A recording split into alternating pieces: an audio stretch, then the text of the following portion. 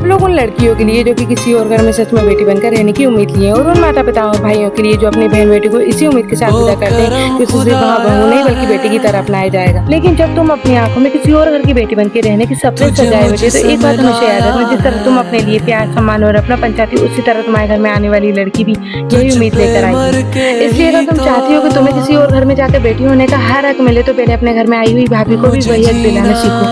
क्योंकि सपने सिर्फ तुम अकेले लेके विदा नहीं होती बल्कि वो लड़की भी जो तुम्हारे भाई की जिंदगी में आएगी वो भी अपने माता पिता की उम्मीद, अपने सपने और अपना सारा संसार छोड़कर आती है। और मैं उन लड़कों से भी यही कहना चाहूंगी जो अपनी बहन को इसी उम्मीद के साथ विदा करते हैं कि वो हमेशा खुश रहेगी। तो तुम भी तुम्हारी जिंदगी में आने वाली लड़की को वही केयर, वही सपोर्ट और वही रिस्पेक्ट देना जो तुम तुम्हारी बहन के लिए किसी और से चाहते हो, क्योंकि जिस भरोसे के साथ एक भाई अपनी बहन का हाथ तुम्हारे हाथ में देता है उसी भरोसे को निभाना तुम्हारी जिम्मेदारी होती है। और मैं उन माँ बाप से भी यही कहना चाहूंगी, अगर तुम्हें तुम्हारी बेटी मुस्कान सबसे प्यारी लगती है तो याद रखना किसी और माँ बाप को भी अपनी बेटी उतनी प्यारी होती है। जिस भरोसे के साथ तुम अपनी बेटी का हाथ किसी और घर में सौंपते हो उसी भरोसे के साथ कोई और माता पिता भी अपनी सबसे कीमती खुशी तुम्हारे घर भेजता है।